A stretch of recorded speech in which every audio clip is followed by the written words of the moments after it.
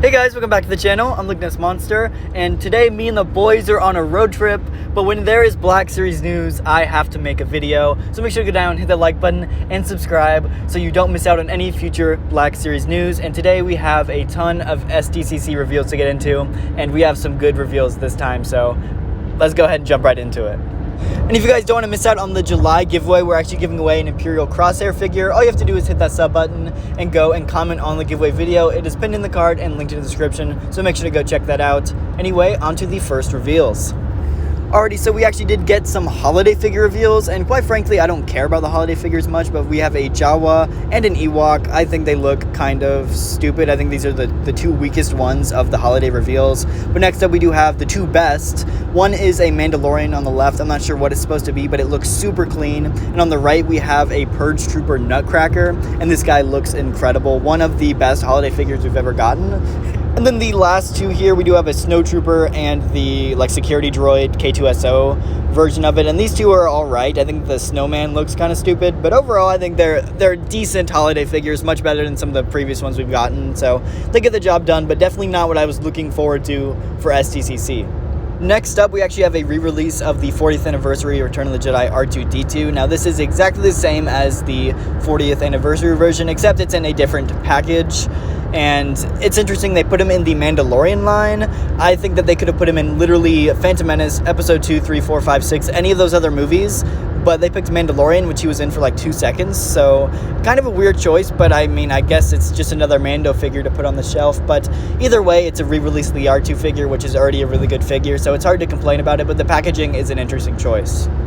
Next up, we got 3 brand new Ahsoka figures. First up being Ahsoka herself, and I believe this is mainly reused from the Mandalorian version. Maybe the head is new, but overall I think it is reuse, and I do like the interesting packaging here. They do have an Ahsoka color now for the Galaxy style packaging, and it's like this light blue. I think that's an interesting choice for the packaging, but we already have so many different light blue colored boxes in the Galaxy style packaging, so it's weird that they chose another light blue one. I think they could have done so many other options. Anyway, that's enough nitpicking about the packaging. And next up we have Hera Syndulla, and I'm not quite sure how I like this figure. I think that the leather jacket, kind of pilot jacket's a good touch for the figure. Now, it's interesting to see how this will actually show up in the show. Now, I think the likeness to the actual actress playing Hera in the Ahsoka show is pretty good, but I'm not really used to this version of Hera yet, so it'll take a little time to grow on me, just because I'm not used to how she'll portray the character. But I do think it's a big upgrade from the previous version in the Black Series, just because that face was horrendous. So overall, pretty excited for this one, and it's a nice way for people to get a new version of Hera in the line. And next up is Sabine Wren, and this one is looking pretty good. I can't say that I'm a huge fan of the shorter hair, but I do like the likeness to the actress playing Sabine. I think it looks really good, and I'm a huge fan of the armor here. I think that the color scheme here works a lot better than the Rebels version, so I'm pretty excited about this, and overall I think this is going to be a really good release, and definitely a popular figure, considering that the original Sabine is very expensive now on the aftermarket. Anyway, moving on to Black Series pipelines, we totally won the day with pipelines, because there are so many good pipelines here. So starting off, we do have an Inquisitor Cal Kestis. So I'm super excited to see how this one turns out. Apparently it's going to be an Amazon exclusive. All 3 of these are going to be Amazon exclusives, so we'll see. But I love Cal Kestis, and it'll be cool to get his Imperial outfit. Now, we also are getting the second sister. Now, we already have this figure in the line, so we don't know if this is going to be a brand new mold or if this is going to be a re-release. We'll have to wait and see. So once that figure is revealed, we'll actually know.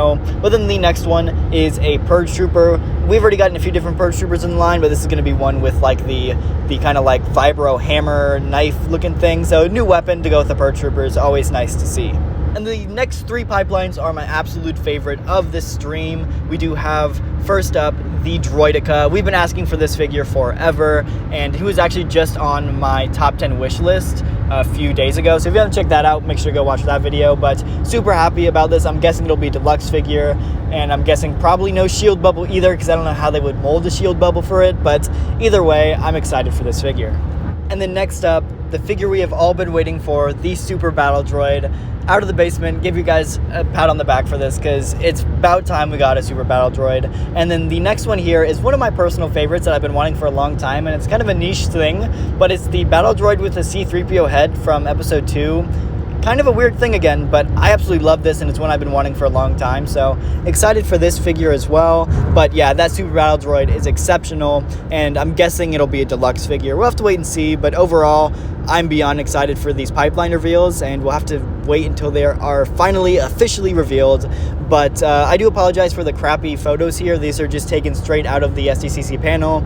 As soon as there are updated glam shots, I'll release a video covering all of them, so make sure to stick around for that. But that is going to do it for this video. If you did enjoy, hit the like button and subscribe, and I'll see y'all in the next video. Peace.